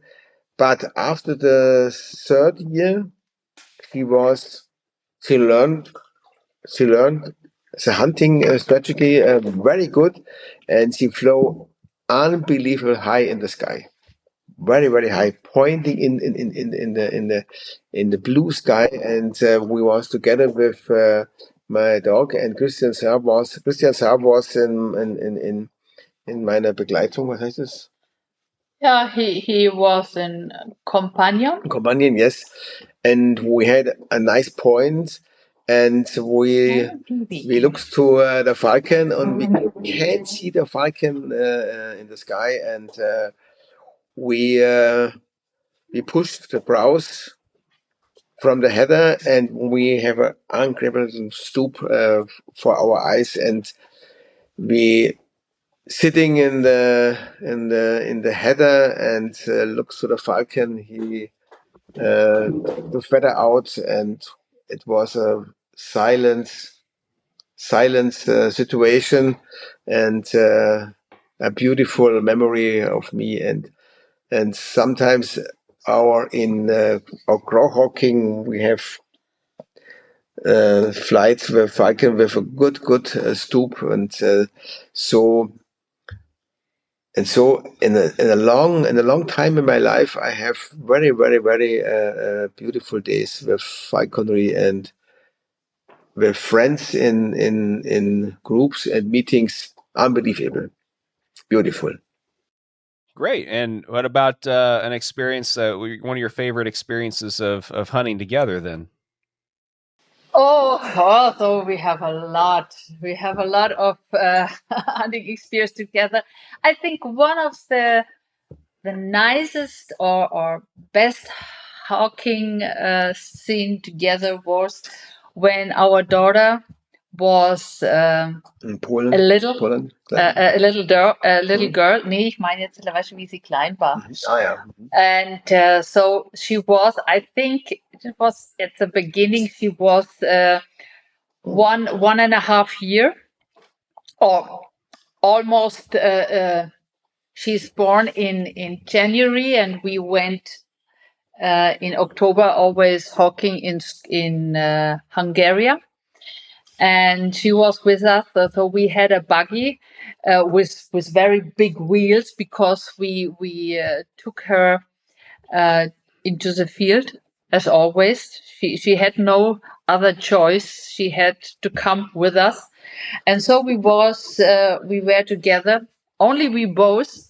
He was his peregrine, and I had my peregrine, and we had the buggy car where the Laura was sitting inside, and we had the agreement, if when I fly my falcon, then Klaus is taking care of the daughter, and if he's flying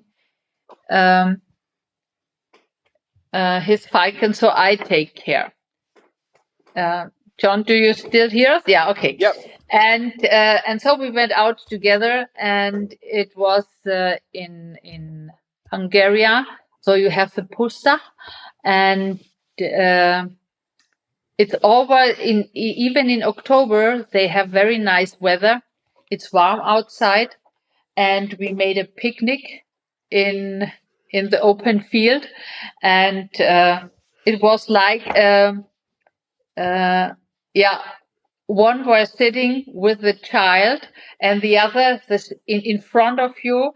You could talk with your peregrine, a partridge, and then came back, and then the other went there and took another partridge with his falcon, and all the scene was around very, very close, in a very close area. We had not moved a lot. And this, as a family, to experience this was, one, I think, yes, very, very nice. And a very nice memory was when Laura, our daughter, catch the first partridge with her tearful in Poland. Yeah. And this was a very nice day, and we were so happy about this successful flight. Exactly. This was also when she also did her falconry and hunting examination, and she flew a peregrine teasel as well. And so when she caught her first partridge with her own teasel, this was something special. Very cool. Very cool. Well, yeah, and I was going to be something else. I was kind of wondering during this conversation too, was whether or not you were one of the, I guess, somewhat fortunate falconry couples or falconry husband and wife, combinations that had a child that actually liked falconry and wanted to practice falconry, because the majority of us, it seems like our kids could care less. They don't want to have anything to do with it. And, it's always nice hearing, when falconers, a husband and wife falconer, end up having kids, whether or not their kids want to be involved in it, or if they don't care or whatever. So, that was good that you all had the experience, that you actually had a child that grew up in it and came to like it and practice as well. So. Yeah, even actually, she does not practice falconry. She drifted up into ornithology, and she went out with us sometime for hawking, and sometimes she visits us in Poland when we are hawking. But I think her heart beats more for ornithology than for falconry. But she has beautiful memories, and we as well. And she learned a lot when we went out, because we always tried to attractive or to learn her something when we are out.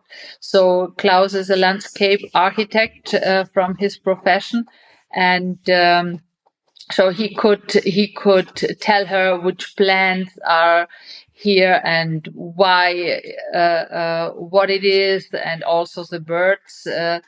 And I think she had a beautiful use.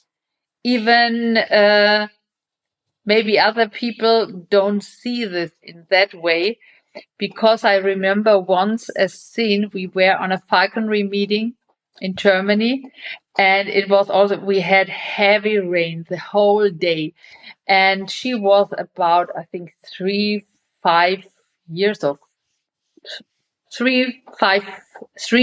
years, I think, maximum 5 years. And she had, I always had protected her with clothes where you cannot get wet. And we were out, and other people were with us in the group, and there were a water. In the street there was a dirty road, and some water was there, and she was playing the whole day in the water, and she was walking around and jumping in the water. Jumping in the water and talk to herself. All I had to do is have enough to drink and enough to food with me, so she was happy with herself. And then after some hours, a lady came to me and she said to me, what do you think? It's not better you go home with your daughter? And I said, why? And she said, it's raining all day, and I watch you for hours, and you cannot leave your daughter the whole day outside in this rainy cool day. And I went to Laura and said, Laura, do you want to go home? And she said, no. and the lady was so shocked, and she said, this is unbelievable. This is not how we should raise children. We should protect them. And when I look at our daughter today, where she is now, she studies the same as Klaus, and she worked at the government, and she's, I think, this we can say, this was the best what we ever made in our life. She's a beautiful person and a great personality, and I think also she came to this point through falconry, because she had seen a lot in her life, in her early life. So said, if you want to be successful in falconry, you cannot reach this with pressure or with anger. So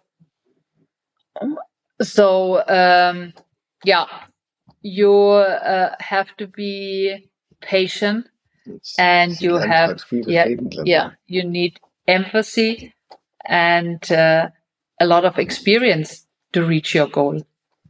For sure. Yeah, it's I mean,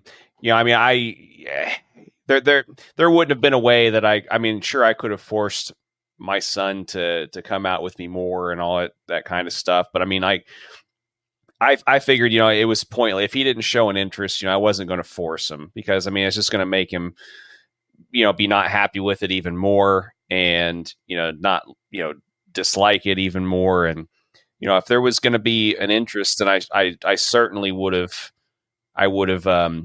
supported that.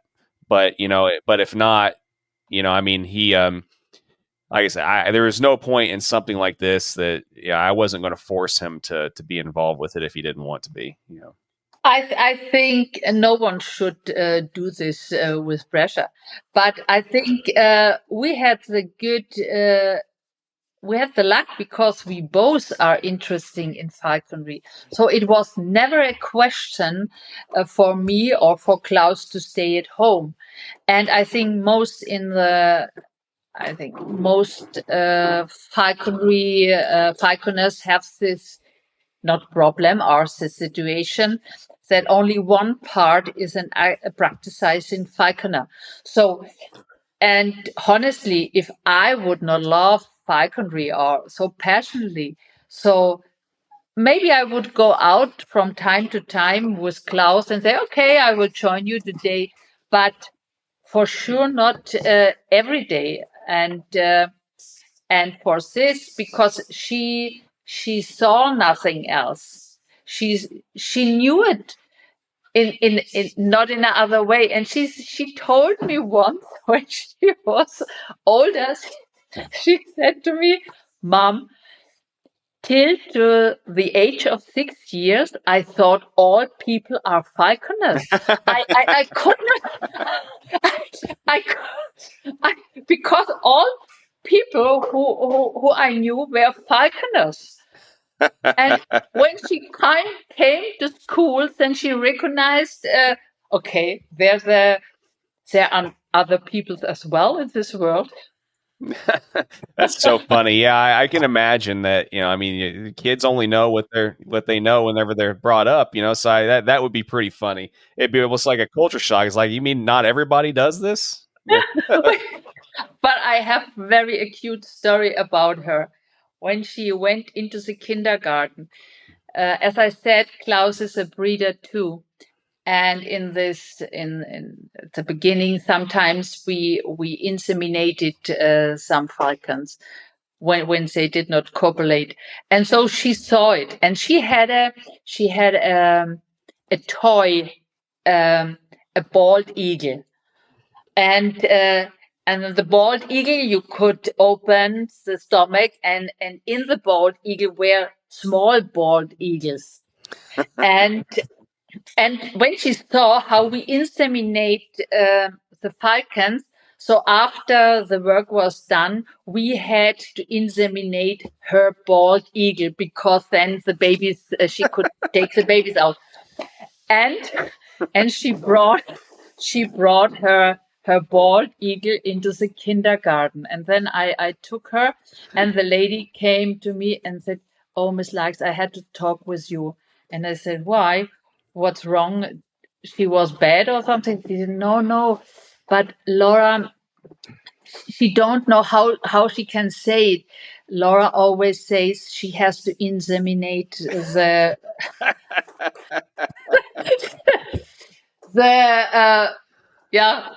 the toy." And so she thought something is going wrong in our house, and so I explained her that nothing's going wrong, but we have a breeding of birds of prey at home, and so I could fix it. That's so funny. Well, yeah, it's funny. I mean, kids, they, like I said, they only know what they know, and if they're raised around nothing else, then yeah, they wouldn't know any different. But that's so funny. Like I said, it's always very enjoyable to hear other people's experiences with their kids and their falcon. And you're absolutely right. I mean, it's a different experience whenever both parents are falconers, and otherwise, it's a mixed bag. I mean, it can go either way otherwise, but I think there's a much higher chance of the kids being interested if both parents are totally, passionate about it as well. So yeah, but as I told at the beginning, at that time I was very active in hunting as well, and I had I rented after my father gave up hunting. Then I rented the area where I grew up, and I had to shoot through the year about 80 deers, roe deer, and so when I went, the location is 250 kilometers from the place where we are living now. So when she was a little girl, then I did not work full time, when she was young, so only on a smaller, only 20 hours a week, and so I mostly I went 3 times a month there for hunting, and I left her at my grandma or at my mom, and then she came. She was 3 years, and she said, Mom, where do you are going out every night? And I have to stay at my grandma. And I told her that, do you know, when we in the morning, when I have a roe deer, so I made I don't know how you say it in English, if you take off the skin and you make them from the deer when it's dead, and you make some parts from the meat for eating. Yeah. Oh shoot. You're prepping the deer more or less. Yeah. Dressing. You're field dressing the deer. Yeah. Yeah, exactly. Yeah. So she knew it and she saw it, but and then I explained to her and said, so first I have to shoot it before we can do this. And I explained to her why I do it, blah blah blah. And she said, "Can I join you once?" And I said, "Yeah, sure." And I thought I will take her with me once, because she was very agile, and I thought she could not sit silent. And I told her, if you want to see something, so we have to be silent. And so we saw hares and different birds, and of course we saw some roe deer, and I told her everything, blah blah blah. And we went home, and next day I thought she will stay with my mom, and I packed my gun and everything, and she came. She had a plastic shotgun, and she came with her plastic shotgun and said, "Okay, we are going hunting again." And so, okay, I took her next time, and I thought, okay, yeah, this is. But from this day on, 10 years, I never went out alone hunting. And it took about 3 weeks that she joined me. And then I said, okay, Laura, it's not only fun that I go outside. I have to shoot some roe deer, because I have to do it. They have young ones, and so the population grow. And I said to her, if we go out today and something comes, what I decide, I will shoot. You have to plug in your fingers into the ears, because it's very loud. And then it's your decision if you open your eyes and see what I do, or you close it. But at the end, the deer will be dead. And I said, I cannot focus on you when I shoot, because I have to make a good shot, not to harm the animal. I will kill it quickly and good, as it should be. And so a deer came, and I shoot it, and I always try to shoot it a little bit high, because then it falls down, and and it's over. And then when I saw it was a good shoot, the deer stayed at the place where I shot it. I turned to her and I said, how did you see it, or what have you done? She said, yes, she saw it. And I said, and how do you feel? She said, oh, I had like butterflies in my stomach.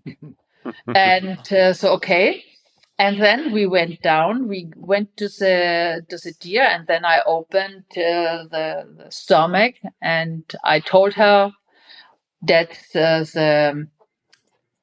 is the heart, this is the lung, and the liver, and I talked I told her everything what I do, and she only walked around the deer before I started. She walked around, and she looked at the deer, and she said, "Good shot, Mom." That's what, and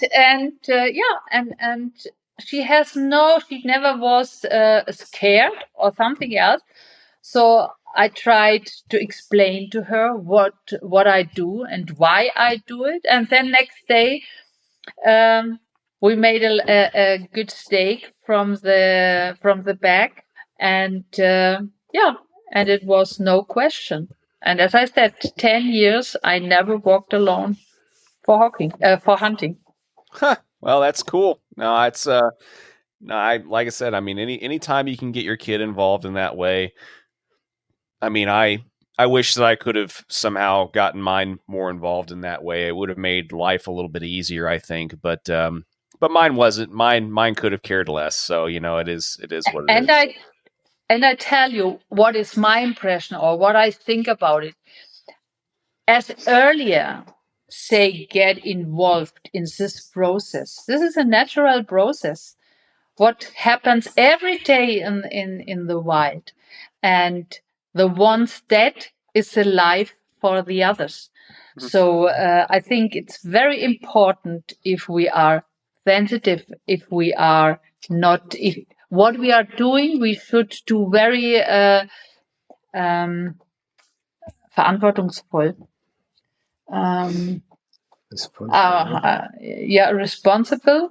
Responsibility.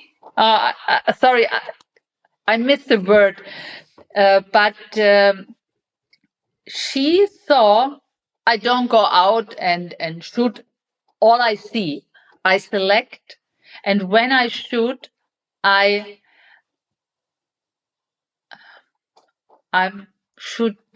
a good shooter. Yeah, you're doing it humanely, and you're doing it. Exactly. Yeah. The deers, they dying at the moment when the shoot is out from the gun, and I told her they don't even hear the noise. And this is how it should be, not like most of the people, they don't want to see it, and they going into the supermarket and buying meat where a pig or a cattle is raised not in his own environment and is brought over a long distance to a place where it get be slaughtered. So we luckily can eat our meat what we hunt by ourselves, and this is a good feeling because you know what you do, and the animals lived in their environment, and that's perfect. Yeah.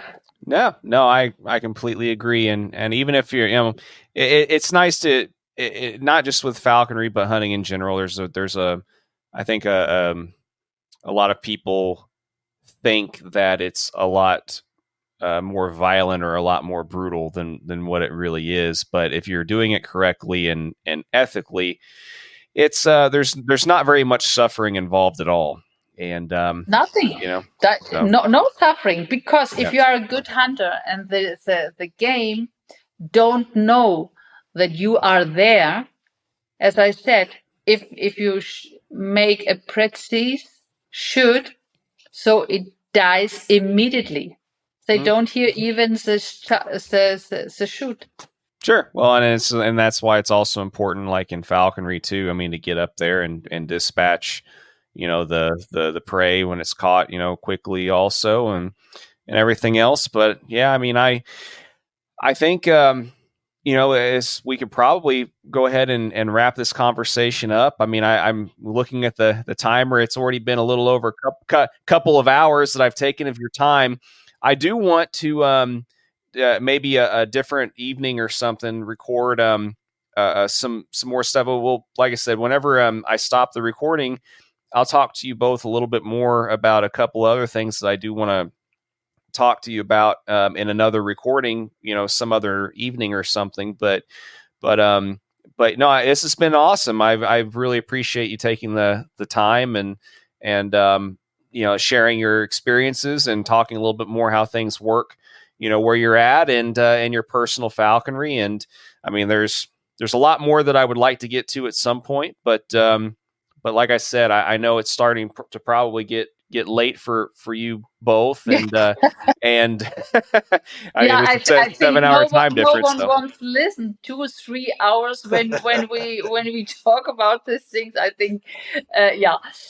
no, I think people will enjoy it, and like I said, we'll go ahead and stay on after I hit stop here, and we'll talk a little bit more. But yeah, but I mean, overall, one other thing before I do end it though, go ahead and give an individual, for each of you a piece of another just piece of advice in falconry to pass along to people that I always end usually the recordings this way. A piece of advice that you both think is important, and we'll go ahead and stop and like I said, we'll go ahead and wrap this particular recording up. So, I think what is for me very important in compared to falconry, that the people should be do this as we said it now with hunting as well. The ethic for me has a very high level. So sometimes if you start falconry, it lacks your experience. Therefore, I would advise each young falconer, go to experienced falconers, talk with him, look at him, see how he is doing the things. And even if you don't talk about it, you can learn a lot from seeing how they are doing it. And if you have questions, don't hide it back. Ask and and learn, because I do falconry now for 46 years, and I never would say I'm a master or I know everything. So I have every year I have experience where I said, unbelievable. very cool. Well, how about you, Klaus? When young people are interested on falconry, it is very important they have experienced partner in this time, and it's very important that you are a good falconer in compare with the history, when you are not so much show falconry doing. So better is you have a good hunting style, a good hunting patient, and every time you look to the Wohlbefinden, welfare for your hawks, and then by hunting, it's very important. You have a good Weidmannsheil oder eine gute Umgang mit Tieren. Yeah, said you care of your birds.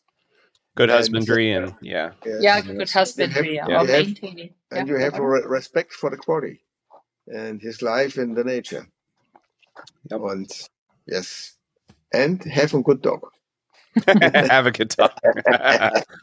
Perfect. All right. Well, that's a great note to end on. Like I said, thank you again so much for giving me 2 hours of your life.